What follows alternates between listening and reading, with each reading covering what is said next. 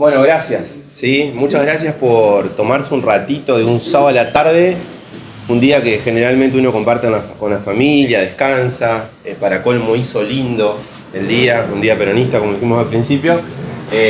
Nosotros nos venimos de Paraná y estamos orgullosos de poder compartir con ustedes esta tarde, así que lo primero que pido es un aplauso para ustedes que se vinieron desde sus casas para poder compartir este momento.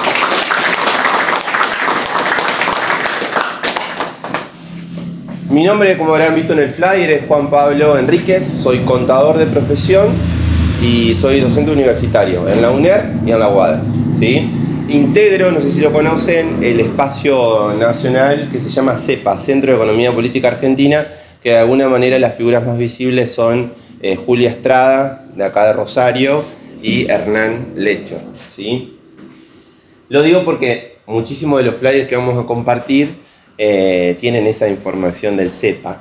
Y además, dentro de lo que es la conformación, es importante que comencemos a discutir temas de actualidad, ¿no? Tuvimos una semana sumamente virulenta en todos los sentidos, donde se aprobó la ley bases. Habíamos militado bastante para que eso no ocurra, pero se ve que el andamiaje mediático y el lobby del poder financiero pudieron contra la militancia y contra aquellas voces disonantes que trataban de plantarse.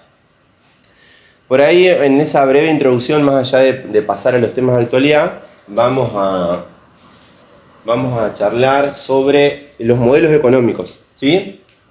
Primero decir, a mí me pasa como docente de economía que generalmente la población ve a la economía como algo sumamente difícil, como algo complejo, que no se entiende.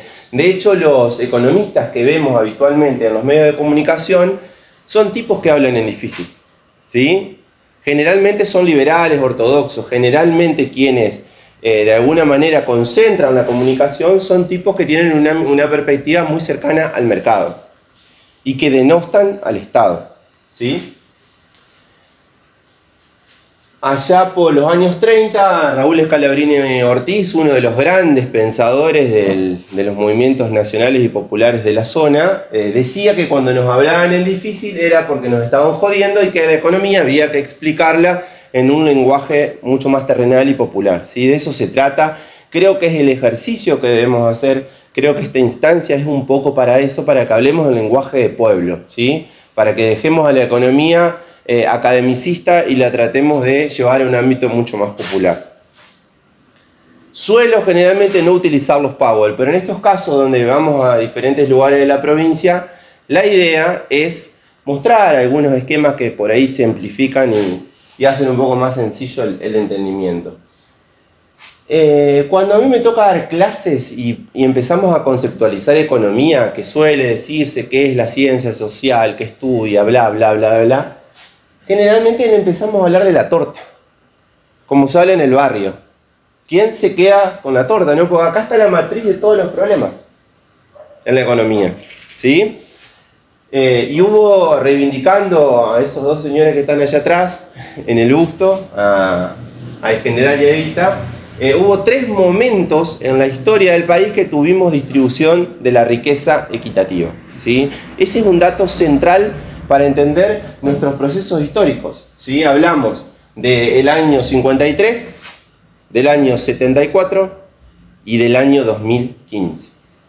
Fíjense qué es lo que vino posterior a cada uno de esos momentos históricos, ¿no? El golpe de Estado Perón, el golpe de Estado de la dictadura y después el gobierno de Macri. En 200 años solamente 3 momentos. Y a ver, cuando hablamos de este gráfico, cuando hablamos de la distribución de la riqueza, actualmente el PBI de Argentina es de alrededor de 500.000 millones de dólares.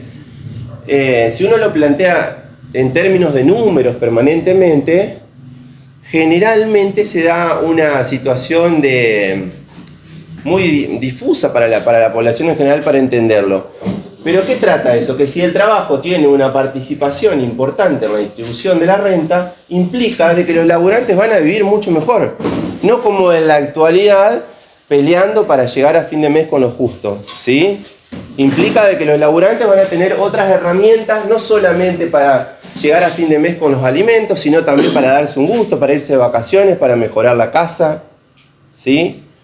Bueno, que quizá, ¿saben cuánto está esto hoy en la actualidad? No salió el número exacto de este último cuatrimestre. Esto se mide por trimestre, pero no salió el número exacto. ¿Saben cuánto está?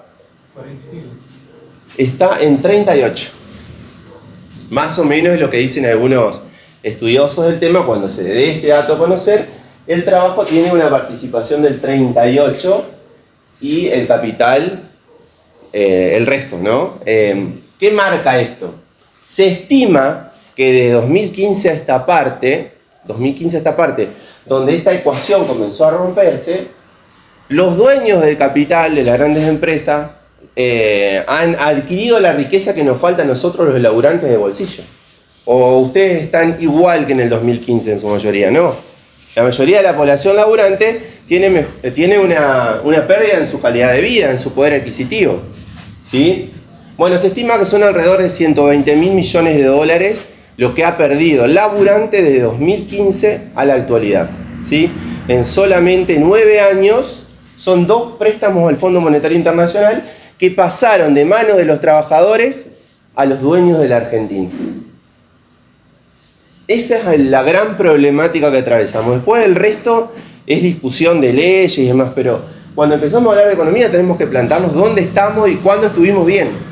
Y por eso los que estamos acá reivindicamos al peronismo. Porque los 3 momentos históricos donde mejor calidad de vida tuvo nuestra población fueron momentos donde gobernó el peronismo. ¿Sí? Bien. ¿Alguien que quiera acotar algo? ¿Cómo le va, compañero? No hay problema.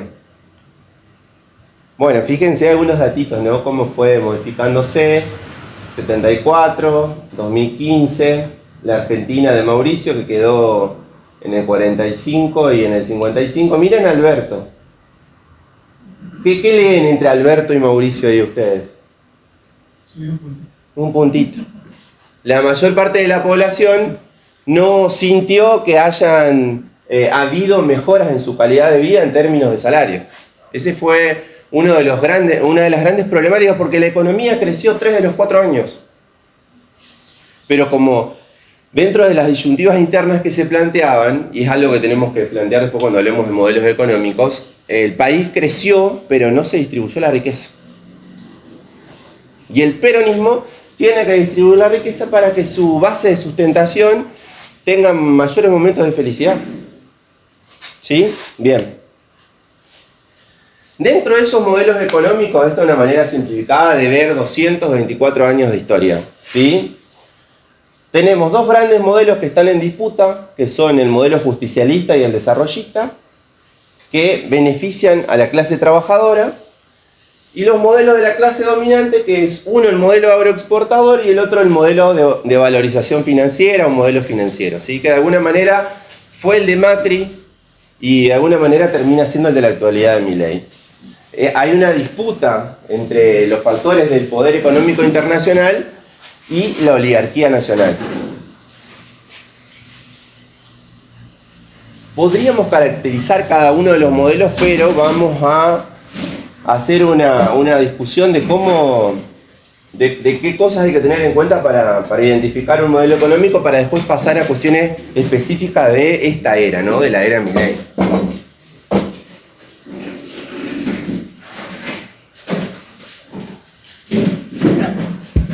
Sigue llegando gente, muy bien.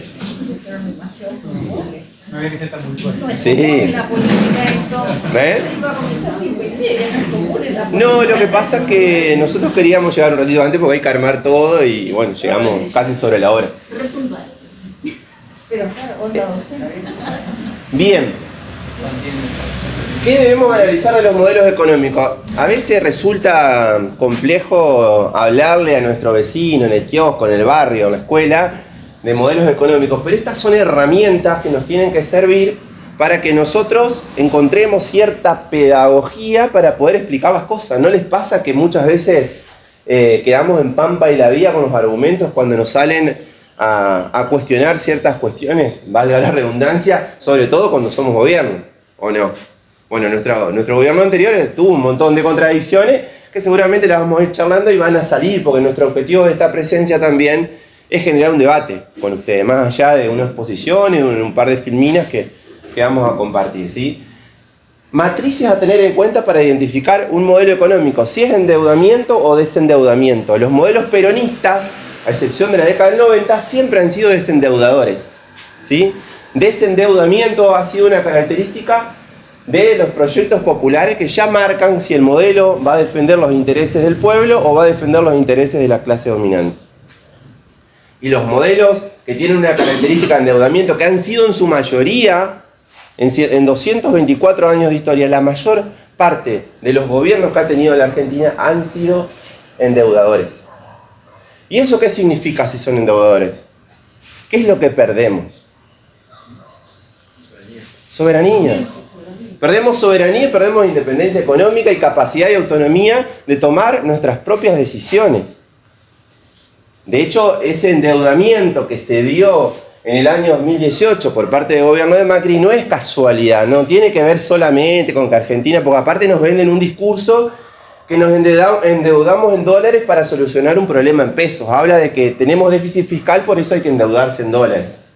Una deuda que nunca se investigó, ahí creo que hay que hacer una autocrítica de lo que fue el gobierno posterior en términos de que nunca se investigó, se terminó convalidando un endeudamiento sumamente irracional, fuera de toda normativa y que generó un ancla para el gobierno posterior, ¿sí? El gobierno de Alberto tuvo el ancla de la deuda con el Fondo Monetario Internacional. Una de las peores cosas que podemos tener es la deuda.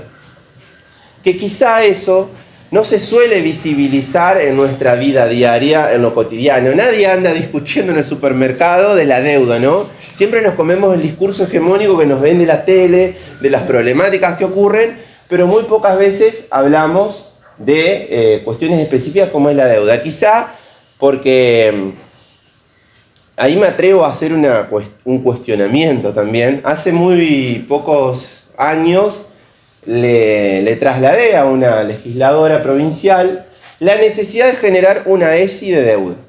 ¿Saben lo que es la ESI? Es un programa que tiene el Ministerio de Educación de la Nación y de la provincia en función de explicar las políticas de género. Bueno, en este caso, nuestra idea era problematizar sobre una temática fundamental en la historia de la Argentina que suele tener muy pocos argumentos y suele ser muy poco estudiada, analizada y problematizada por el conjunto de la población.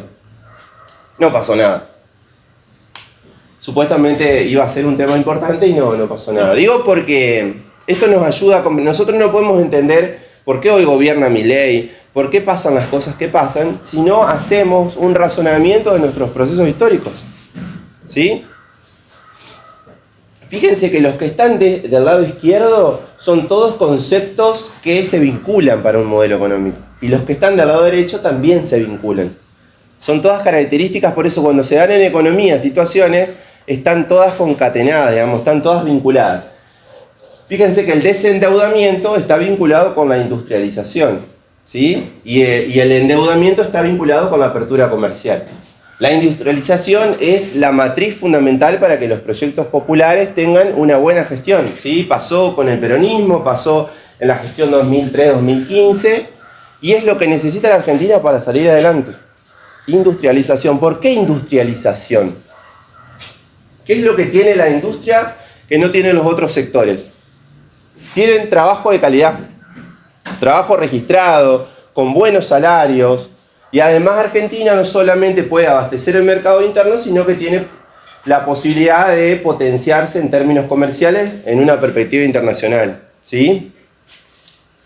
Después al final vamos a ver, bajo el mote de hay salida, algunas características de las cosas que se pueden hacer en Argentina. Por decirles, ustedes que están cerca del puerto de Rosario, ¿vieron en esa torta que dijimos que se llama PBI, que son alrededor de 500.000 millones de dólares? Bueno, Argentina, es decir, existe otro PBI de argentinos, pero fuera de la Argentina. En alguna parte del mundo, estamos hablando de una cifra muy similar, casi 500.000 millones de dólares, ¿producto de qué? De la fuga, de la evasión fiscal, ¿sí? De la falta de controles en el comercio exterior. Bueno, eso es una problemática enorme, es decir, que acá se genera riqueza, pero no se controla como corresponde. Nosotros nos tenemos que plantear muchísimos debates en función a qué tipo de gestión vamos a encarar cuando volvamos a gobernar la Argentina. Recién justamente veníamos hablando en el auto con los compañeros que seguramente va a surgir aquí, pero la cuestión del cambio cultural, ¿no? De ciertas prácticas que no solamente ameriten transformaciones en la calidad de vida de la gente. Hoy nos pasó en estas últimas elecciones que está lleno de sujeto histórico que habitualmente apoya al peronismo, que en este caso apoyan a Milei. Y le creen a Milei y tienen esperanza en Milei. Y es nuestra base histórica de sustentación. ¿Les pasa o no les pasa que hablan? Bueno, a diferencia de lo que fue cuando ganó Macri, no era tan así el efecto. Ahora sí, está lleno de pobres esperanzados en Milei. Sí, seguramente se van a... ve otra alternativa de otro lado. Bueno, eso nos debería generar una autocrítica enorme a nosotros, desde el campo nacional y popular. Digo campo nacional y popular para abarcar al peronismo y a todas las expresiones que convergen con el peronismo en la misma idea, ¿sí? Bueno, fíjense que lo contrario a la industrialización es la apertura comercial, que hizo Martínez de Oz en la dictadura, que hizo el gobierno de Macri y que terminó, que está haciendo Milei de Menem, obviamente, no lo quiero pasar por alto. Hay que hacer un reconocimiento de las etapas del peronismo con beneficio de inventario. Fíjense la apertura comercial. ¿Qué logra la apertura comercial? Los que peinan un poco más de canas se van a acordar de una propaganda de la década del 70 que es muy gráfica. La silla. La silla argentina y la silla extranjera, ¿no? En pleno mundial pasaban, llegaron los importados, venía alguien, se sentaba en una silla argentina y se rompía, se sentaba en una silla extranjera y funcionaba. ¿Qué mensaje le dábamos al mundo de lo que pensábamos nosotros de nuestra industria? Debemos decir y dejar en claro que los países del mundo que tienen mejor calidad de vida son aquellos que sostienen su industria y defienden su industria nacional. Y nosotros acabamos de aprobar el REGI que destroza lo poco que tenemos de industria nacional. O el RIGI, ahora lo vamos a ver en detalle, digamos, depende cómo se pronuncia. Bien, fíjense dentro de los conceptos que van vinculados. Salarios altos o precarización. ¿Sí? Otra característica de la industrialización, de los proyectos que son desendeudadores y demás, son los salarios altos. Otra falencia que tuvo nuestra gestión anterior, la de 2019-2023. Que hubo crecimiento económico, pero no hubo salario a la altura de las circunstancias. Por eso esa torta no se modificó mucho más de lo que dejó Macri. ¿Sí? Se podría decir en esa disputa que hay entre modelo justicialista y desarrollista, porque el desarrollismo, que fue posterior al peronismo, tenía como característica extranjerizar la industria en términos de manos extranjeras, pero además tener salarios bajos. ¿Sí? Esa era la disputa dentro del modelo. Lo llevamos a algo sencillo, pero hay muchas disputas mucho más académicas, ¿no? Pero como para llevarlo al llano. El salario alto es fundamental en la Argentina y en cualquier parte del mundo para poder consumir, ¿sí? Uno de los problemas que tiene hoy la Argentina, por eso hay recesión económica, porque no hay consumo. Y el PBI o el funcionamiento de la economía, su variable fundamental, la variable que motoriza el PBI, es el consumo. Por eso los economistas heterodoxos plantean permanentemente la cuestión del mercado interno, o como decía el gran Aldo Ferrer, vivir con lo nuestro, ¿sí? Bueno, precarización es ahí donde se nos entra en disputa el modelo anterior que hablamos del gobierno de Alberto. No llegamos, fíjense que el índice de desocupación que dejó Alberto fue muy bajo, 5,9%. Pero ¿qué pasaba? Muchos de los laburos que había eran mal pagos. Y la gente, cuando no llega a fin de mes y a su vez tiene inflación, genera disconformidad. Además de que el mensaje que nos vendían era de disputas permanentes. Bueno, digo, tenemos para cuestionar todo de Milei, pero tenemos que hacer una autocrítica de por qué llegó Milei. Milei no vino de un ovni, es la consecuencia de haber llevado adelante una gestión que nos llenó de expectativas a todos en el 2019 y que no colmó las expectativas y que no hizo las transformaciones que tenía que hacer. Si bien tuvo algunos indicadores positivos, la industria voló. Veníamos viendo recién la capacidad ociosa de la industria. ¿Qué es la capacidad ociosa? De 0 a 100 es la parte de la industria que no está funcionando y que podría funcionar. Con Alberto quedó en 75% y Milei la llevó al 53%. Es decir, que fíjense que en seis meses cayó 20 puntos la capacidad ociosa, la capacidad de la industria para producir. No hay producción. De hecho, se ve en la mayoría de los sectores de la economía. Otra cuestión. Producción versus especulación. ¿Sí? Fíjense, siempre los de la izquierda están relacionados y los de la derecha también. La producción está íntimamente relacionada con la industria. ¿Sí? Y la especulación es un fenómeno que se da con la apertura comercial y también se vincula con el endeudamiento. Como hay un economista, Basualdo, que es el director de Flaxo, que sacó un libro donde explica los procesos históricos y los procesos de fuga que ha habido en Argentina, y básicamente hace mención a los motivos de especulación. ¿Sí? ¿Qué es la especulación? Cuando caen inversores extranjeros, ¿sí?, que no tienen el objetivo de venir a poner una fábrica o una industria, que eso sí genera trabajo, ¿no? Los inversores extranjeros se llaman capitales golondrinas y vienen a hacer lo que se denomina bicicleta financiera. Ya pasó con Martínez Dios, ya pasó con Macri y está pasando con Milei.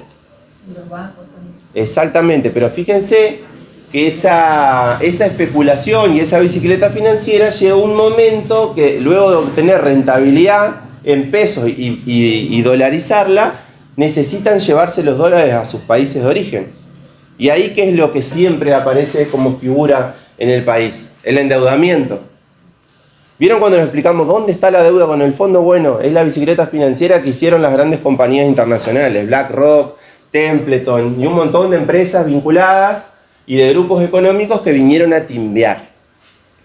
Si nosotros no ponemos una alternativa que plantee estos temas, pero sobre todo que tome decisiones específicas de enfrentarse al poder económico el día de mañana, no estamos hablando de enfrentarse a las empresas, estamos hablando de poner ciertas condiciones para que no nos saqueen el país, como lo hacen todos los países del mundo que medianamente funcionan bien y que sus habitantes pueden, sus laburantes pueden llevar adelante algún tipo de estrategia para planificar la vida. ¿No les pasa que ahora uno no puede ni planificar los próximos 3 meses porque no sabe qué va a pasar? Y uno cuando labura quiere decir, bueno, a ver, a fin de año me voy 2 semanitas a tal lugar o me compro un cordero para pasar con la familia. Es como que la mayoría de las planificaciones que vamos haciendo se van terminando en un horizonte de absoluta incertidumbre. Y lo peor que hay es la incertidumbre. Bueno, creo que esa también fue una falencia de nuestra gestión anterior, porque la inflación genera incertidumbre. ¿Sí? ¿Alguien quiere hacer alguna consideración hasta acá? A mí me parece que la política bancaria, digamos, también perjudicó mucho, porque convenía dejar en plazo fijo o hacer negocios en los bancos con sus políticas antes de producir. Porque para producir en el agro tenés mucha pérdida, tenés que importar productos extranjeros y sin embargo no pones plata en el banco y sin trabajar estás ganando plata, ¿no? Eso también favoreció mucho la economía. Sí, eso de alguna manera se denomina bicicleta financiera, pero ¿qué pasa? En muchas ocasiones lo terminan haciendo los pequeños ahorristas. 2 de los compañeros que vinieron de Paraná son colegas míos y en muchas ocasiones charlamos este tema que uno habla con los nuevos graduados de Ciencias Económicas y la mayoría de los pibes manejan todo esto de las monedas virtuales, las fintech, todo manejan el negocio financiero, pero hay muy poco conocimiento de la realidad productiva, de las industrias, de generar laburo, ¿sí? Es como que están chipeados para el negocio financiero sin pensar que hay un contexto al que hay que cambiarle la vida para que viva mejor, ¿sí? Es un individualismo, sí. A mí me gustaría que amplíes un poco la cuestión de la productividad, producción y consumo, ¿no es cierto? Porque alguna vez leí que tiene que haber una relación, porque si, fogoneamos un consumo que no está apoyado por una producción, por una productividad, bueno, es decir, yo me acuerdo en los 70 que había un buen consumo, con el plan de Helva, por ejemplo, ¿cierto? Pero faltaban productos. ¿Cierto? Había un buen consumo, pero no había una buena cantidad de productos para satisfacer todo ese consumo. Entonces me gustaría que ampliese esto. Sí. En algún momento, en el proceso que vos marcaste, digamos, con Martínez de Oz, hubo toda una publicidad del compre nacional. Si bien es cierto que pareciera ser que todos estos modelos tienen que ver con la apertura comercial, donde te entran productos de pésima calidad y revientan la industria nacional, como pasó en la época de Menem, en algún momento anterior había un compre nacional. Digamos, pareciera ser que cierto y determinado tipo de modelos, a pesar de ser, digamos, aperturista, intentan hacer un mínimo de protección o sostenimiento de lo nacional.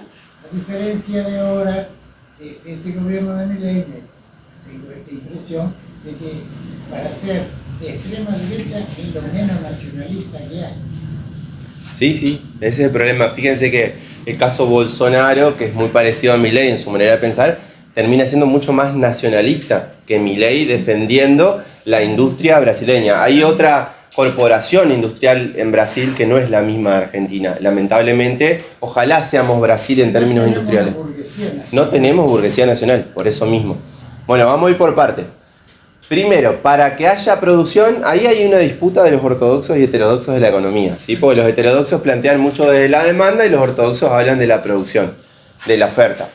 Para que haya producción tiene que haber demanda. Si no tenemos trabajadores que tengan buenos salarios, no va a haber demanda en el mercado interno, ¿sí? Eso es fundamental. Por eso Néstor Kirchner, cuando vino en el 2003, por decreto aumentó los salarios de los trabajadores que estaban históricamente en un piso que era muy difícil de recuperarse, ¿sí? Esas son decisiones políticas que transforman la realidad. ¿Qué pasa? Esas cuestiones de desabastecimiento pueden ser por dos causas fundamentales. Una, porque las empresas tienen pocos controles, el Estado controla poco las empresas, como pasaba en la gestión anterior, en las góndolas y demás. Para eso hay leyes que no se cumplen y que debiéramos hacerlas cumplir. U otro fenómeno que puede haber ocurrido también es que el exceso de demanda determinaba que no estaba a la altura de las circunstancias la oferta de ese tiempo, ¿sí? La producción. Pero es un lindo problema ese. Ese problema es un lindo problema, que haya exceso de demanda para incentivar por parte del Estado la oferta, ¿no? Para hacer que entren más empresas al mercado y para que oferten los productos que hacen falta. Ese es un hermoso problema. El problema difícil que tenemos cuando tenemos salarios bajos y no tenemos consumo, ¿sí? Bueno, creo que más o menos le respondí, ¿o no? Más o menos. No me conformo del todo. ¿No le conforma? Bueno. Realmente. Bueno. No termino de entender. Ajá. Eso es lo que pasa. No es que yo tengo otra teoría. No termino de entender bien. ¿No es cierto? Bueno, pero es más que nada eso. Porque para que haya, si hay una demanda, tiene que estar sostenida por una cantidad de productos. ¿No es cierto? Y como vos bien decís, a veces algunas empresas esconden sus cosas especulando con la inflación y la ley no se cumple. Exacto. No aplica la ley. Es que yo le nombré que hay dos factores. Uno era ese y el otro que hay un exceso de demanda, que es un funcionamiento normal de la economía, que ¿quién tiene que intervenir ahí para regular? El Estado. Las empresas por sí solas no... Salvo que manejen ciertas condicionalidades, pueden abastecer esa demanda, pero tiene que intervenir el Estado para incentivar esa oferta que hace falta para abastecer esa demanda que usted menciona. Pero ese es un lindo problema, reitero. Por lo que dice Pascual, hay un desabastecimiento. En una época la palabra era agio. Sí.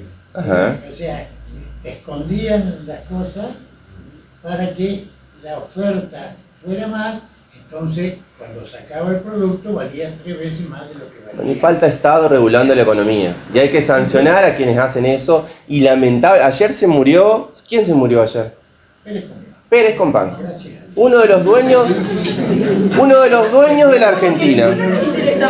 Yo cuando hablo con mis alumnos de 20 años, le digo que me nombren 3 de los más ricos de la Argentina y no saben. Nuestros procesos culturales, educativos, no te enseñan quiénes forman parte del poder económico, ¿sí? Nadie sabe quién es Pérez Compán. Nada es casual, por algo Exactamente. Porque el maldito medio de comunicación se encargan de facilitar este tipo de decisiones. Una de las características fundamentales que tiene el poder económico es pasar desapercibido.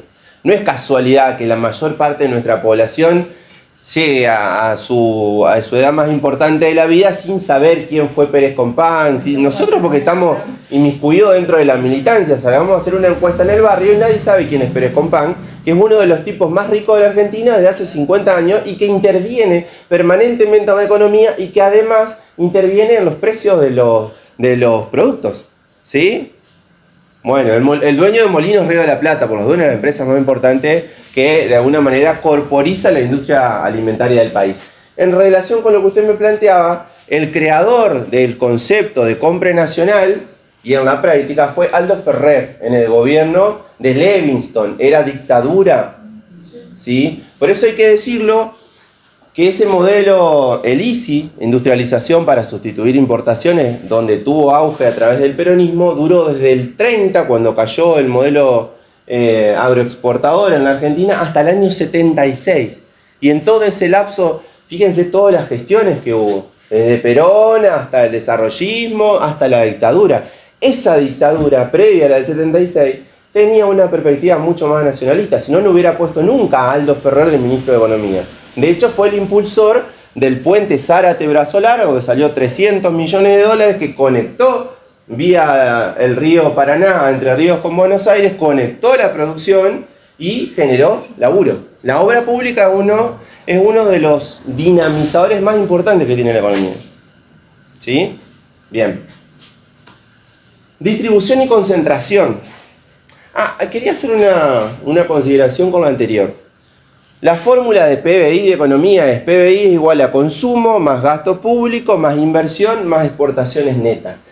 ¿No les pasa a ustedes que escuchan permanentemente que dicen ya van a llegar las inversiones y la economía va a crecer y demás? Bueno, ¿quién va a invertir si no hay consumo? Esto es una cuestión lógica. Puede llegar a venir un capital golondrina a hacer una bicicleta financiera, pero a poner una industria, si no hay consumo en un país que no maneja bien su mercado interno, no va a venir nadie. De hecho, en el gobierno de Macri, la inversión fue prácticamente nula. Inversión productiva, no especulativa. Así por eso hay que identificar qué tipo de inversión llega. Bien, lo traigo como colación porque son otro de los argumentos que se suelen utilizar en los medios de comunicación para decirnos, esto ya se va a mejorar porque van a caer las inversiones. ¿Qué inversiones van a venir si nadie tiene un mango? ¿Qué inversiones van a venir? Yo no voy a poner una pizzería, una fábrica, una industria si nadie me va a comprar. Ahora están apuntando a las inversiones de capitales que van a exportar. No, están apuntando a ¿qué tiene la Argentina para llevarse? Ahora lo vamos a ver bien. Tiene recursos. Parece mentira, pero la historia a los argentinos nos va dando oportunidades que aparecen recursos por todos lados. Antes teníamos la pampa húmeda, que era la mejor tierra para sembrar alimentos. Ahora tenemos litio, vaca muerta y seguramente van a seguir apareciendo. Pero parece mentira también, ¿eh? Pero el tema es que se la llevan. Y esa ley que se acaba de aprobar es justamente para que vengan, para que no paguen ningún tipo de impuesto, para que tengan una competencia desigual con la industria argentina y para que se lleven nuestros recursos. Pero ellos no necesitan la demanda interna. No, ellos no necesitan, pero esas son inversiones especulativas. ¿Sí? Bien. Esas cosas hay que discutirlas con el vecino. Nosotros a veces estamos totalmente colapsados por los medios de comunicación que tiran y que tiran. Otra cosa que planteaba la señora allá, cuando dijimos lo del poder económico que pasa desapercibido. Fíjense que todo el tiempo los sectores populares, nosotros, solemos enojarnos con otros sectores populares, con otros laburantes, con los planeros, con esto. Nunca ponemos el ojo en Galperín, por ejemplo. Nadie dice que Galperín recibe un subsidio del Estado por 100 millones de dólares, que con eso se podría sostener la educación universitaria gratuita de toda la Argentina. Ese es el principal planero que tiene la Argentina. No alguien que cobra la asignación por hijo para comprar 2 paquetes de fideo y 1 litro de leche. ¿Sí? Y fíjense cómo ha sido el rol demonizador de los medios de comunicación que nos lleva a ese punto de demonizar al pobre. Eso es una tremenda derrota cultural. Y sabemos, y todavía desconocemos a Paolo Roca, a Galperín, a Goyo Pérez Compán, a Bulgeroni, a Eskenazi, que de alguna manera es el creador de Milei, ¿sí? Era empleado de él y ahora le va a dar un par de licitaciones prácticamente regaladas. Sí, bien. Fíjense cómo siguen, bueno, concentración e distribución. La gente ni sabe, Juan Pablo, Por eso, pero necesitamos trabajar pedagógicamente esas cosas. Pero la distorsión es tan grande, ¿Mm?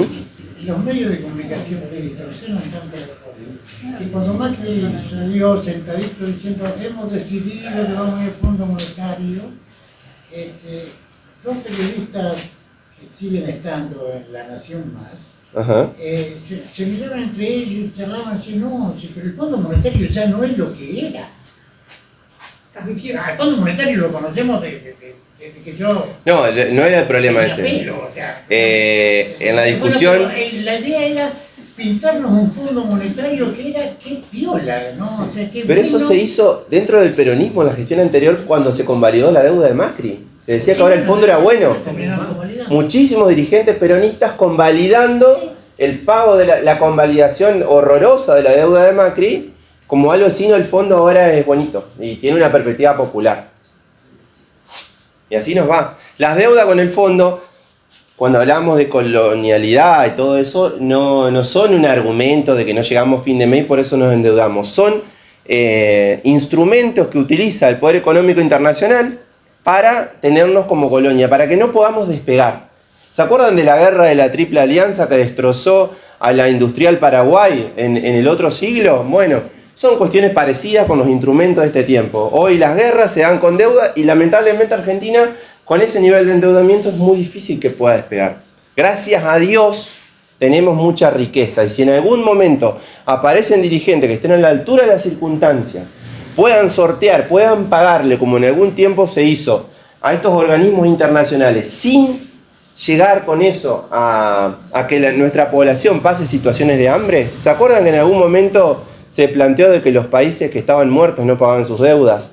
Eso lo dijo Néstor al fondo cuando consiguió la renegociación con los acreedores privados y en el año 2005 se sacó al Fondo Monetario de encima. Que no tenía que ver solamente con una cuestión económica, tenía que ver con una cuestión política, ¿sí? También lo había hecho Lula, previo a eso.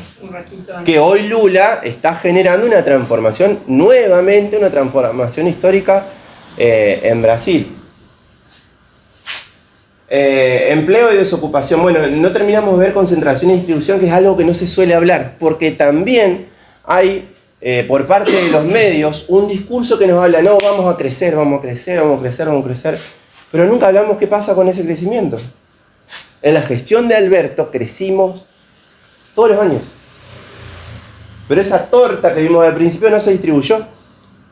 Entonces no solamente hay que crecer, tenemos que tener distribución de la riqueza. Nosotros los laburantes tenemos que trabajar, militar y gestionar todas las medidas posibles para que la riqueza se distribuya. Si no, se la quedan los Pérez Compán, se la quedan las grandes compañías. Fíjense que no es casualidad que Galperín en la última Forbes tenía 2.000 millones de dólares y en 2 o 3 años tiene 6.000 millones de dólares.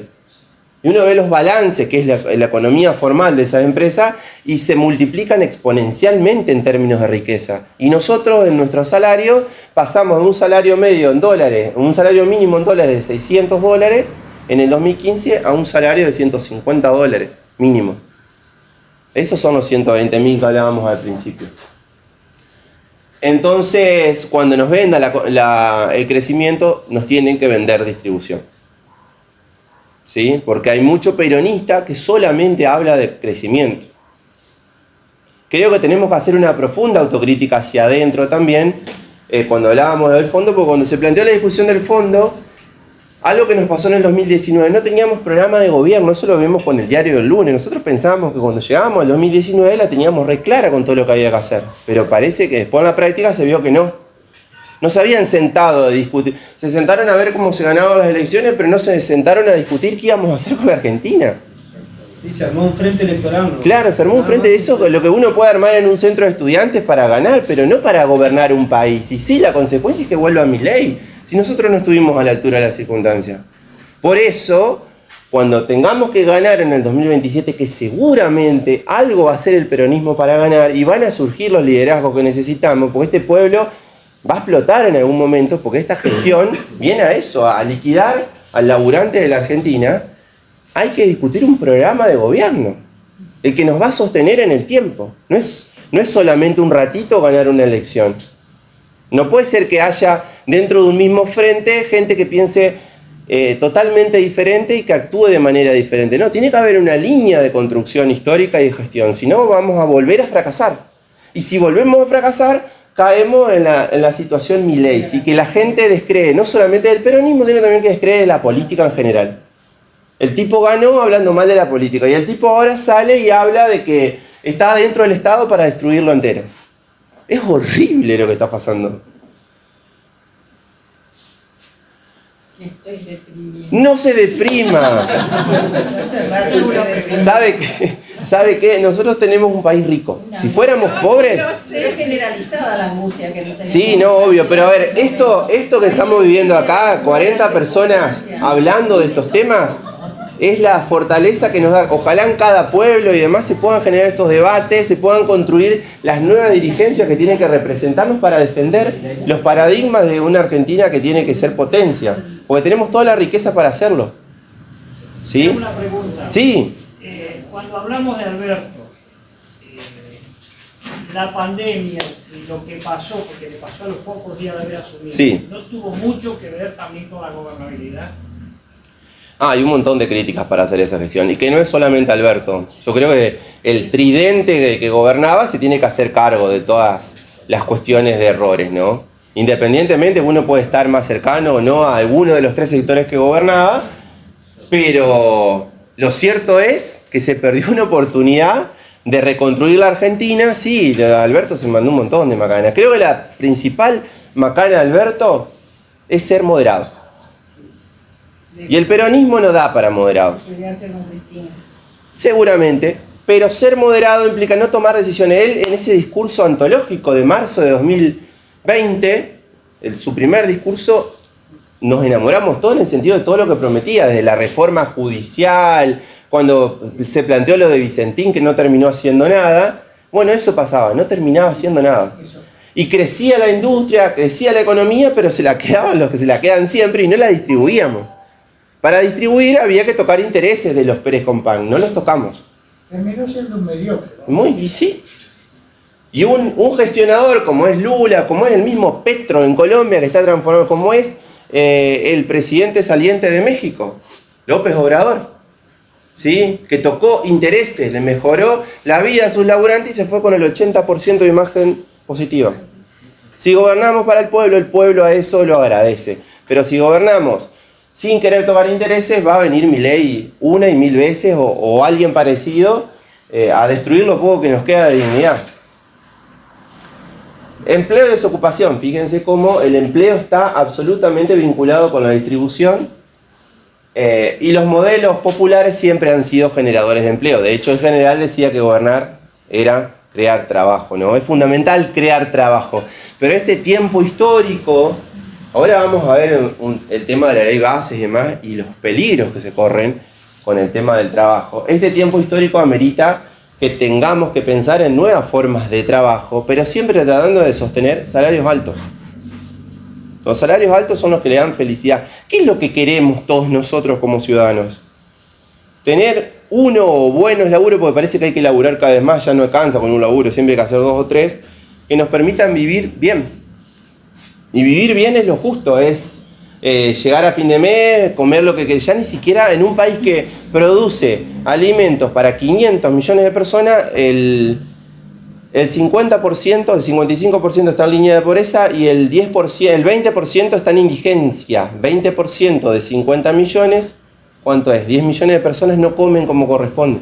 Es que salieron a tratar de imponer este modelo de que estaba bien comer una sola vez por día. Y sí, es que todo. O sea, y que vos tenías que estar la cosa está así, quedémonos así. Lo planteó Serenelli, este carajo que sigue estando en el gobierno, que era un comunicador que antes estaba en Crónica a las 10 de la mañana los días. Sí, me acuerdo. Hablando pavada. O sea, bueno, este tipo fue el que de golpe salió a decir que estaba bien comer una vez por día y que si la cosa ¿Y qué funcionario el que maneja los medios en el gobierno de Milei? Claro, pero había que aguantarse y conformarse. Bueno, pero igual en la época de Macri... que dijo cuando cae Cristina, el tipo que manejaba, el que le dio el crédito a Vicentín, sí, que dijo que... González Frao. Claro, que dijo que el error era haberle hecho creer a la gente común que podía tener mejor celular, que podía irse de vacaciones. O sea, eso no entraba, eso no estaba bien. Lo más sincero fue ese tipo. Claro. Así piensan. Porque así piensan. Es todo un pensamiento. No, pero ¿saben cuál es el problema? Hay mucho laburante, mucho sector popular que piensa con mentalidad de rico. Ese es el problema que tenemos. Eso es lo más triste. Bueno, pero no solamente pasa en el laburante, pasa en los empresarios. Hay mucha pyme que piensa que son galperín y que odian a la asignación por hijo, un negocio de barrio que si no tuviera la asignación por hijo no vende nada, digamos. No, acá hay que tienen que venir inversiones. Dice, flaco, vos vendés porque está la asignación por hijo. Bueno, esta es una derrota cultural que lleva décadas, ¿sí? Y que no solamente cuando lleguemos a gobernar nuevamente tenemos que transformar, tenemos que hacer una modificación cultural que quizás nos va a demandar mucho tiempo, pero hay que intentarlo. Hay que intentarlo. Es militancia constante. Es militancia constante, es el sistema educativo, es el sistema cultural, es un gobierno claro. López Obrador en México venció a un tipo de 80 años, venció a todas las redes sociales, a Estados Unidos que lo tiene ahí cerca asediándolo, lo venció. Lo venció con transformaciones concretas, pero también explicando la política. Como hacía Chávez en Venezuela, como hacía López Obrador todas las mañanas explicando, porque si uno no explica, nos explican, como dice Correa. Si nosotros no tenemos un discurso, inventan nuestro discurso. Y llevando lo que dice el señor ahí, el compañero, había un filósofo italiano que se llamaba Antonio Gramsci que decía que quien controla las palabras controla la realidad. Y eso es lo que nos pasa. Los tipos, por eso no conocemos a Pérez Compán ni nos enojamos con la asignación por hijo de 30.000 pesos para comprar 2 paquetes de pañales.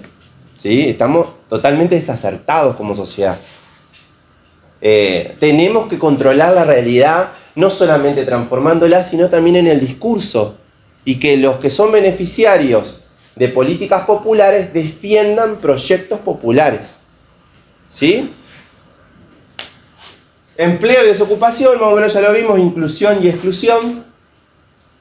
Como verán, los modelos económicos que tienen características de defender a la clase dominante son todos exclusivos. Hoy vemos exclusión en todos los sentidos.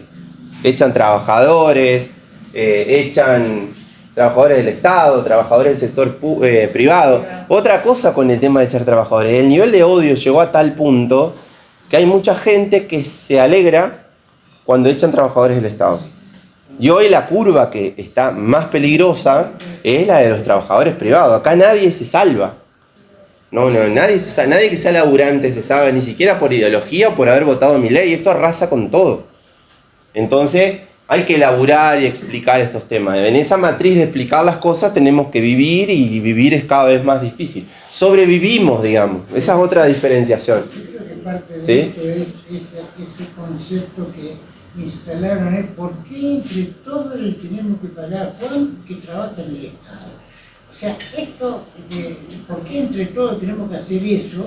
Y entonces él gana a costa mía. Mis impuestos, con la nuestra. Claro, pero eso es romper toda la estructura solidaria y social. ¿Y sí? Fíjense que quien gobierna es un defensor acérrimo de la libertad individual. Detesta lo colectivo, por eso detesta la política, detesta el Estado. Y nosotros desde la política le hemos dado mucho de comer últimamente. A ver, un dirigente, un senador entrerriano, lo compraron esta semana para que apoye esa ley. Si él hubiera votado como corresponde, como lo mandó el pueblo en las urnas, hubiera hecho caer esa ley que va a perjudicar a la mayor parte del pueblo argentino. Y no lo hizo. Le damos de comer desde la política, y sobre todo cuando nos hablan de casta, ¿sí? Listo, pasaron billetera y ya está. La senadora de Neuquén, que la nombraron en la UNESCO, con un sueldo de $20.000 mensuales.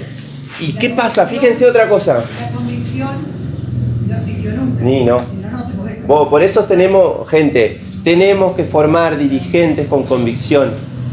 No tipos que vengan a la política a llevársela y que no quieren resignar nada para transformar la vida del pueblo. Yo ahí sugiero algo, Sí. pero lo digo así, saliendo un poquito, que los cargos no son de las personas, los cargos son del partido, Exacto. Del frente. Y cuando un candidato asume, tiene que hacerlo con la renuncia firmada. Si faltan los principios por los cuales se le dio ese mandato, automáticamente se tiene que ir. Porque si no pasa lo que pasó. Ahí hay Confiamos que en esa... reformar la carta orgánica, querido, porque en la provincia eso no existe. ¿A usted? ¿Y qué hacemos cuando el que te traiciona es el presidente? ¿Qué hacemos cuando ¿Y sí? aparece un Menem? No, sí, pero ¿qué hacemos con Menem? Podemos decir que lo de Alberto también fue una traición, si hablamos, en términos de expectativas, que es lo más cercano, ¿no? Si bien, ojalá tuviera Alberto gobernando y no Milei hoy, ¿no? Pero en términos de las expectativas que generamos y de las cosas que se plantearon, no se alcanzaron y por eso ganó Milei, sí. Quería hacer una acotación respecto a Fernández. Le pega, pero nos olvidamos, yo por lo particular lo tengo muy presente siempre, él se enfrentó a un gigante desconocido como fue el virus del COVID-19, donde se murieron millones de personas. Sin embargo, el tipo se echó al hombro la pandemia. El tipo supo llevar a Argentina como pudo dentro de sus posibilidades. Eso hay que resaltarlo. Coincido con usted.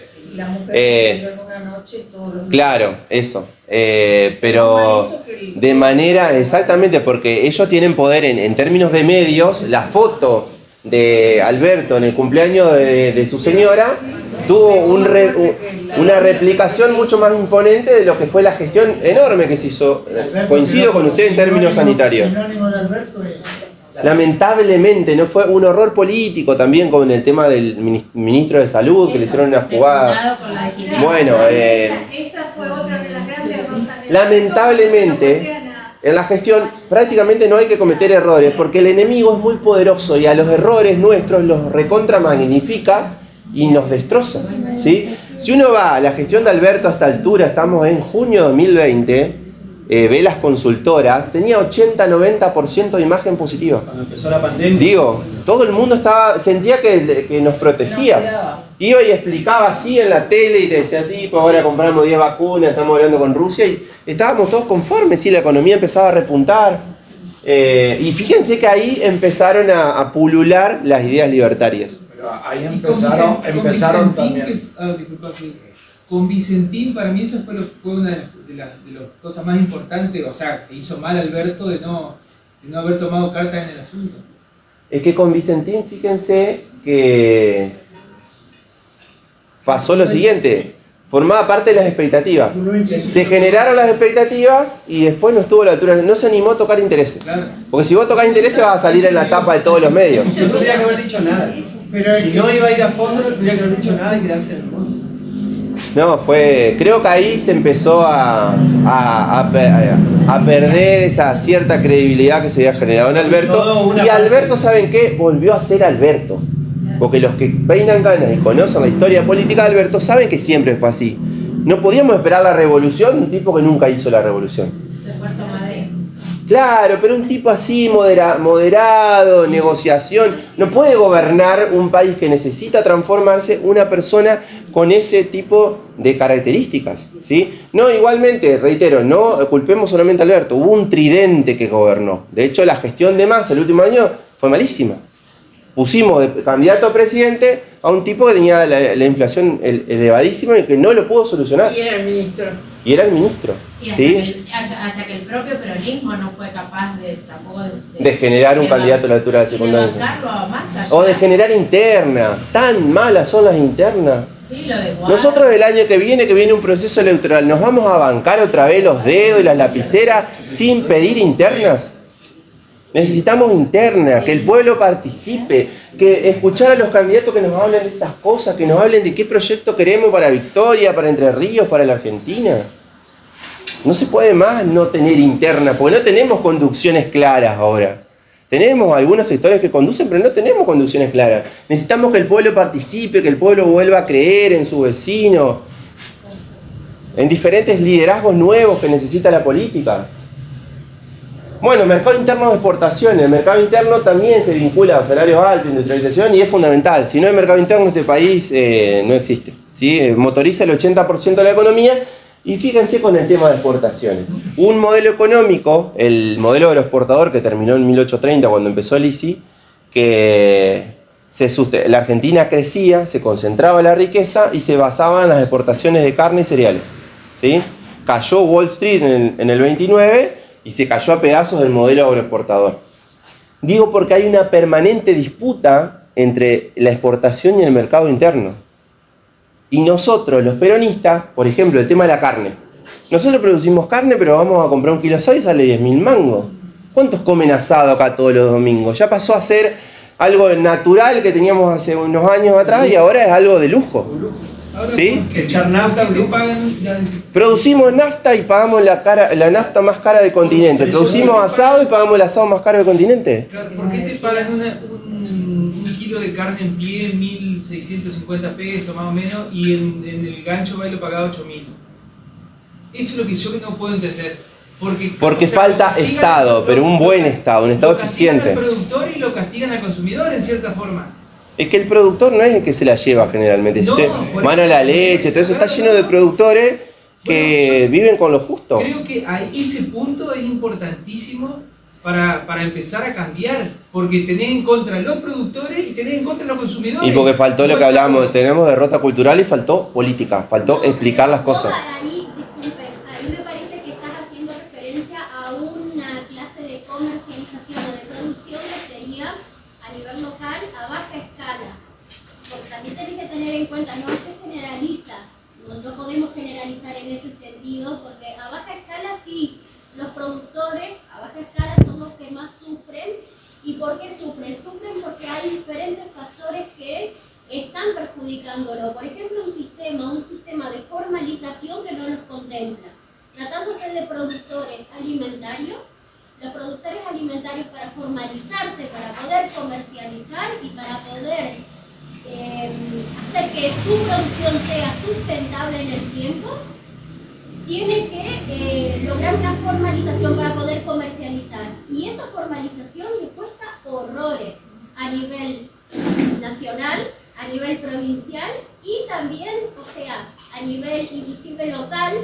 Muy difícil por ahí lograr las formalizaciones porque están las normativas y están los reglamentos establecidos para los grandes y para los medianos, pero no para el pequeño. Y el consumidor va a comprar en la medida que haya dinero y que también haya una necesidad. Se compra a partir de la necesidad. Las prioridades hoy son las necesidades. Lo básico. Esa es una batalla. Y es una batalla. Protocolo de actuaciones, Por supuesto. de la provincia para poder. Sí. Yo vengo, digamos, como luchando hace muchos años vengo luchando esto de que poder lograr insertar al pequeño productor en un sistema que está establecido para los grandes. Y es muy difícil competir y el consumidor va a comprar a la mejor demanda, a la mejor calidad, al mejor precio también. Pero le es muy difícil al pequeño, no así al mediano y al grande. Hay una idea por ahí de los economistas. Cuando llegamos al poder, Ajá. ponemos funcionarios que tienen intereses creados por los exportadores y con todo esto. Entonces, ¿cómo vamos a mejorar como pueblo? Necesitamos generar funcionarios que defiendan los intereses del pueblo. Una de las cuestiones que algunos economistas heterodoxos planteaban como herramienta para combatir la inflación en su momento era crear mercados comunes en la mayor parte de las provincias, en la mayor parte de los pueblos importantes de las cabeceras departamentales, ¿sí? Lo que es el mercado central de Buenos Aires. Usted va al mercado central y consigue la carne, consigue el pan, consigue la verdura mucho más barata que en el resto, porque ahí entra a influir los canales de distribución. Por eso el productor se lleva poco. Bueno, en ese caso conectás al productor directamente con el consumidor. Si utilizaríamos esa herramienta, que si en una buena gestión del Estado eso no sale mucha guita, es mucha logística básicamente, es acercar al productor y al consumidor y tener un precio de referencia para el mercado. Porque si vos vas y compras el kilo de banana a 1.200 pesos, pero en la mayoría de los lugares está a 3.000, vas a ir hasta a donde está a 1.200 pesos. ¿Sí? Bueno, los supermercados son los grandes ganadores en ese canal de distribución, más aún que se van quedando a estos proyectos liberales tienen una tendencia de ir haciendo desaparecer a los productores. Porque las grandes compañías generan su proceso propio de producción, ¿sí? Entonces hay que, desde el Estado, generar alguna herramienta que logre contener eso, ¿sí? Coincido plenamente con lo que vos decís. Es algo que sería importante que se vuelque en la próxima plataforma electoral y es algo que sería importante atender, porque también tiene que ver con el proceso generador de inflación, que es para discutir horas, quizás lo podemos llegar a hablar, pero una de las cuestiones es esa, los canales de distribución en la formación de precios. Después vamos a hacer porque ya estamos con el tiempo justo y estaría bueno que podamos hacer una pequeña... Pero ¿por qué llegamos a Milei? Estigmatización de la política, estigmatización del Estado. Ellos centran siempre el problema en el gasto público. Fíjense que nunca hablan del comercio exterior, nunca plantean que la Argentina tiene un problema de dólares, de restricción externa. Siempre plantean que el problema es que se gasta más de lo que se recauda. Y otra cosa, nunca plantean que el problema del déficit fiscal se puede solucionar recaudando más, como hacen los países que tienen mejor calidad de vida en el mundo. Si yo tengo una matriz de pobreza de 50%, ¿cómo voy a eliminar el gasto público? ¿Cómo voy a reducir el gasto público? Lo que tengo que hacer es recaudar más. Y recaudar más, nosotros como laburantes vamos a decir, nos van a cobrar más impuestos, porque la palabra impuesto es una mala palabra para nosotros. Eso también han logrado. Tenemos que cobrar el impuesto a los ricos. Claro, modifiquemos el IVA, que es el impuesto que pagamos todos, y que pague más Pérez con pan, como vieron que los grandes ricos, o los nuevos ricos, a ver, hay un caso del Kun Agüero, que se quejaba porque en Europa la presión tributaria es del 45-50% en los países desarrollados, en Argentina es del 30%. Acá lo que tenemos que hacer es una reforma fiscal donde paguen más los que más tienen, ¿sí? No hay que tenerle miedo a la palabra impuesto, hay que hacer impuestos para que paguen los más ricos, simple. Lula lo hace. Lula lo acaba de hacer y está recaudando cifras que ni pensaba recaudar. Hay que tener voluntad política y hay que tener muchísima presencia política para tomar esas decisiones. Pero la parte cultural es importantísima, porque anoche tú le dirán todo empleado y están contentos con la ley base porque van a poder venir inversiones y es lo que hablábamos hoy. Para crear mano de obra. Es cultural el problema. El problema económico es cultural, sería una frase. Pero es muy complejo el tema, pero tenemos que abordarlo. Fíjense que cuando en los medios de comunicación se trata la cuestión del déficit fiscal, no se habla de recaudar más, se habla de gastar menos. Y gastar menos es menos para la escuela, menos políticas sociales, menos calles, menos escuelas, menos hospitales, menos educación, por eso. Bueno, estigmatización de la política, el Estado, de los pobres, el poder oculto, que ya lo hablamos hoy por allá, la interna oficialista, eso fue horrible, gente.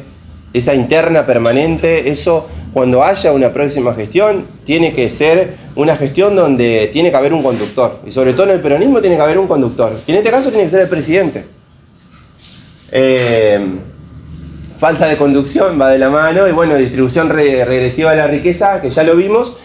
Y asintiendo, lo decía la compañera, Alberto, más allá de su moderación, tuvo un contexto sumamente desfavorable. Vamos a decir la verdad, el COVID, la sequía del año pasado, Argentina perdió de recaudar 20.000 millones de dólares. Por eso Massa no sabía de dónde sacar los dólares.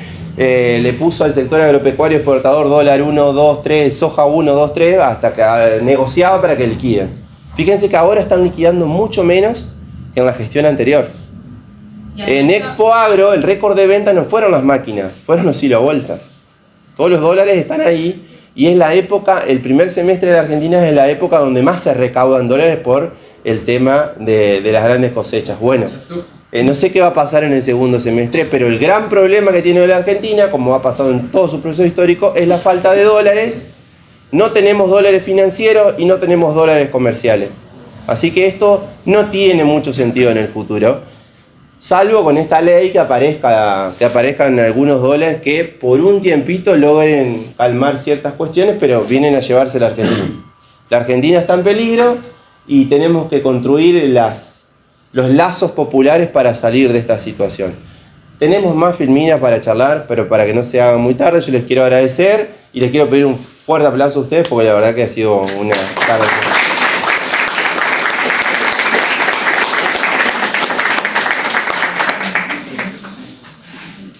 Tenemos más info. No sé si podemos hacer un ida y vuelta, ¿les parece? Para hablar de algunos temas. Disculpame, sí. Alberto agregaba la variable de la guerra europea, ¿te acordás? A la pandemia, a la sequía, los efectos negativos sobre Argentina en la guerra. La guerra podría haber sido una oportunidad.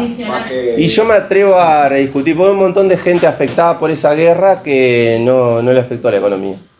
Creo que ya empezamos a buscar pretextos por todas partes y la guerra nos venía bien. Todo lo que pasaba en el mundo nos venía bien, pero no sé si fue tan específico como el tema de la sequía o como el tema del COVID, obviamente. Que había subido los precios. Y algunos insumos básicos, evidentemente, aumentaron los precios. Sí, subieron los precios internacionales, pero ya la guerra se había calmado y nosotros seguíamos echándole la culpa. Ese es el problema. Nos gusta echar la culpa para no hacernos cargo de nuestras propias deficiencias en la gestión. También durante el COVID se les dio mucha más plata a las empresas con los ATP que a los obreros, que a los trabajadores. Las empresas prácticamente lo tenían gratis a los obreros.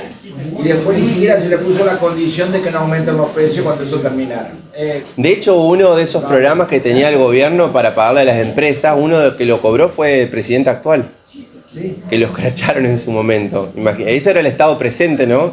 ¿Cómo de no estar el Estado? Además, su grupo familiar se enriqueció con subsidios del Estado del transporte. No sé si han leído al respecto, pero es tremendo. Se puede. El tema, yo traje ahí unas filminas para el final, donde los chicos miren todo lo que hay.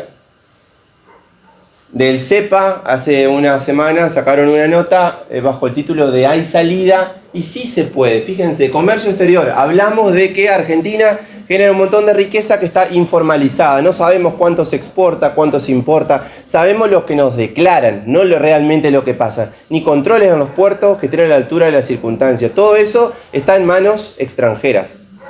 Por ahí se van los dólares que necesitamos. Si no planteamos una política de comercio exterior seria que defienda los intereses de la Argentina, vamos a seguir padeciendo el problema de la restricción externa, ¿sí? Tenemos gas, fíjense que ahora importamos gas porque no se terminó de hacer el gasoducto Néstor Kirchner cuando tenemos una reserva para casi 200 años. El tema de gas natural licuado que se podría exportar a cualquier parte del mundo, bueno, para eso necesitamos Estado y obra pública, pero tenemos el insumo que nos permita no solamente abastecer el mercado interno, sino poder exportarlo al mundo y conseguir dólares. Tenemos una capacidad de producción de automotriz muy importante, casi a la altura del mismísimo Brasil, ¿sí? Casi a la altura del mismísimo Brasil, pero hay que adoptar, como sí están haciendo allá.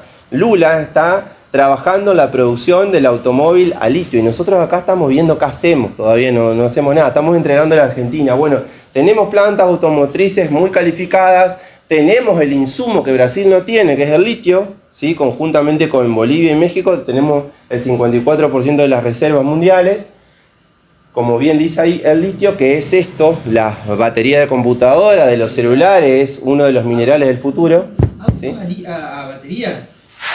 ¿Sí? O sea que esta semana tuve la oportunidad de hablar con una alemana. Ajá. Y yo le nombré un conflicto que había visto por televisión en Alemania con el... no me va a salir la palabra ahora, pero Tesla. Y ella me explicaba que el problema que tienen allá... No, que el problema que tienen allá es que hay un gobierno que está dando créditos para comprar autos a batería y que ellos no saben qué hacer con las baterías. Entonces yo le hacía mención a ambientalistas que habían ido a ocupar un lugar donde se iba a instalar la fábrica y se pelearon con la policía y la policía los reventó. Entonces ella me decía que el problema era ese, que como no saben qué hacer después con la batería, están en contra de eso. Y Sí, a ver. acá en Brasil lo están por hacer. Brasil ¿Cómo el quiere tema? producir los Yo me quedé automóviles y va a con producir las baterías con nuestro litio, digamos. Nosotros, ¿qué tenemos que hacer? Decimos, tenemos litio, tenemos que producir la batería. Si producimos la batería, vamos a conseguir más dólares a nivel internacional. ¿Y qué vamos a generar acá en el mercado interno? Trabajo de calidad, trabajo industrial, con salarios dignos, ¿sí? Bueno, esa no es muy difícil, hay que tener voluntad política. Tenemos el insumo, que es lo más difícil, no somos Haití en la Argentina. Y reitero, la historia nos va dando oportunidades de que aparecen recursos donde no sabíamos que teníamos y todavía los seguimos entregando. Si no se levanta el pueblo cuando en este proceso de entrega de recursos, esta ley que se aprobó es a la medida de Elon Musk para que se lleve el litio, arme las baterías, se lleve el laburo y las ganancias al mundo y en Argentina no quede nada. ¿Sí? Se puede creer que este gobierno va a contrapelo de lo que va el mundo. O sea, el resto, las mismas derechas que ya Son proteccionistas industriales. Son proteccionistas del Estado, o sea, de su producción. Nosotros abrimos. Este es un fenómeno que muy pocas veces se ha visto. Este tipo que admira Lamentablemente nos toca a nosotros. Al presidente de Estados Unidos, no a Biden, sino al otro, A Trump. Y Trump es un tipo que protege la industria Sí. nacional. Protege porque tiene una mentalidad nacional. Totalmente. No, este abre la cosa. No va a pasar lo que nos pasó con Don Martínez de O, que arruinó toda la industria nacional y traían unas cosas de Taiwán, no sé dónde traían, que eran maravillosas, pero ninguna servía, la verdad. Arruinaron, te traían 2 camisas al precio de acá. Producir una camisa acá costaba 2 veces lo que las grandes producciones de los 7 gigantes chinos, asiáticos. Reventaron la textil acá. Hablando de los chinos, están generando los automóviles No soy un especialista del tema, pero están trabajando sobre una herramienta nueva, sobre un insumo nuevo, que no es el litio, sino que es el sodio, ¿sí? Y los tipos seguramente en 10 años se van a imponer con eso. Están pensando en algo que ellos tienen para ganar a la industria automotriz, que por cierto han crecido muchísimo a nivel internacional. Tengo un colega acá que sabe muchísimo del tema, que quizá puede llegar a aportar. Otro punto, bienes de capital, ¿sí? Argentina anualmente utiliza 11.000 millones de dólares aproximadamente para importar bienes de capital. Esa es la clásica del modelo de sustitución de importaciones. Hay que producirlos acá, en la Argentina, ¿sí? Eso es generar trabajo, es ganar dólares y es cuidar en términos de soberanía. Planteamos reforma tributaria, ya dijimos que tienen que pagar más los que más tienen. ¿Qué es lo que se acaba de probar en estos días? Se baja la alícuota del impuesto a los bienes personales, que es el único impuesto que pagan los ricos. O sea, que 300.000 ricos se ven beneficiados por una medida del gobierno. ¿Y qué pasa?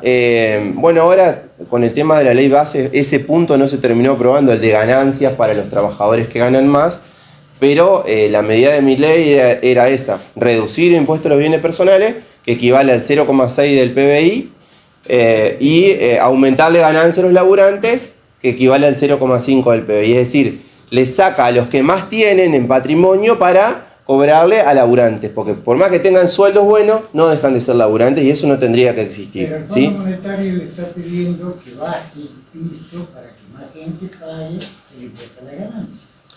Sí, en este caso, en la reforma de ley base, no sé si estuvieron, vieron que esto vuelve a diputados y se van a seguir tocando cosas, pero ganancias en el Senado no se aprobó, ¿sí? No sé cómo quedará después en diputados, cómo va a avanzar, pero en... Juan, sí. y si el día de mañana tenemos la oportunidad de volver, ¿hay algo bueno de toda esta ley para que quede ese día? No. Tenemos que hacer nuestra ley base. Pero se puede cambiar, por supuesto. Y por supuesto, a ver, cuando usted se angustia, compañera, tenemos que, así como cayó Sturzenegger con la impresora y con todos los cuadernitos a la oficina de Milei, que en realidad era para Bullrich, nosotros tenemos que tener nuestros equipos técnicos elaborando una ley al servicio del pueblo y no de las grandes corporaciones. Tenemos que construir nuestra propia ley bases. No presentamos, el PJ no presentó nada, ¿no? ¿Qué va a presentar si...? La renuncia tiene que presentar muchos en el PJ. A mí me gustaría que me dijera en el peronismo qué es lo que vos transformarías para que el peronismo trabaje como se debe. ¿Viste? O sea, hay muchas... Qué fácil la pregunta. Si tenés esa respuesta, está bonito. Escúchame, el otro día un peronista votó a favor de mi ley. Sí, un montón de peronistas. ¿De dónde lo sacamos? ¿Cómo cambiamos esas cosas? Porque el peronismo le abrió la puerta a todo el mundo, pero resulta que cuando los bifes se tienen que hacer... Yo sinceramente creo... ¿Sabes cómo, Cacho? Hablando de política. No sé, porque, a ver, él maneja números, él maneja cosas, yo me gustaría... Compañera, después voy a hacer una consideración. Yo comparto totalmente su preocupación y vivo angustiada. Yo vivo angustiada y después de la sanción de la ley, una tristeza terrible porque no veo salida. En lo personal hablando, no hablo en nombre del partido. Porque aparte, cuando vos ponías la diapositiva de por qué ganó Milei, no pusiste la corrupción, que también pegó fuerte, tanto en Entre Ríos como a nivel nacional. Todo el mundo no acepta lo que fue el reembolso de López, la rosadita, los chocolates que también tenemos en la provincia, los contratos truchos. Eso pega fuerte en ciertos sectores donde es honesto y trabaja y vive de su trabajo y no se enriquece a costa del robo que hicieron al Estado, ¿no? Y a su vez, antes de hacer todo esto, que es parte de una plataforma, me parece que hay que hacer una fuerte campaña masiva y fuerte de los medios de comunicación para volver a instaurar una cultura diferente, que se valorice el trabajo, que se valorice la política, que todo lo que estuvimos hablando hoy, diríamos, es como que está subestimado por el conjunto de la sociedad, ¿no? Nos odian a los peronistas, no nos creen que todos somos corruptos, que todos somos ineptos. Y sumado a eso, es como que no visualizo líderes. El peronismo necesita de un líder Totalmente. que conduzca. De varios líderes. Entonces, o de varios líderes. Las provincias también necesitan Por lo líderes. menos uno por provincia. En los pueblos también necesitamos. Líderes necesitamos en todos los ámbitos. Siempre es así. Por eso, no visualizo, digamos, ¿viste? Yo digo, ¿quién podrá ser? ¿Quién podrá ser? Surgen nuevos grupos.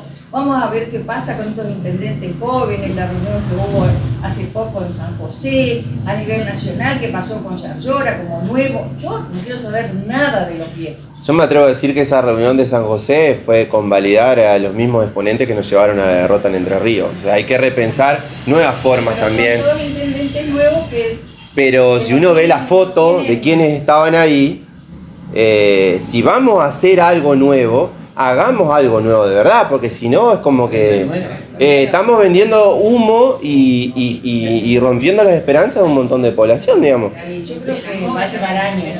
Sí, va a llevar años. Va a llevar años cambiar. Cuestiones a considerar. Corrupción. Fíjense que la corrupción para el imaginario colectivo siempre es peronista. Sí. La compra de los senadores del otro día, si lo hubiera hecho el peronismo, sería un escándalo internacional. Lo de los alimentos. Lo de los alimentos. Está totalmente naturalizado. Los partidos populares son siempre permeables a la corrupción. Por eso mismo. Pensémoslo, son sumamente permeables. Ahora, estos que están acá no son mejores que se vendan como mejores. No, sí, obvio. Son de guante blanco, los nuestros dejan la masa. Una cosa. Ya, dejamos los dedos. A ver. Sí.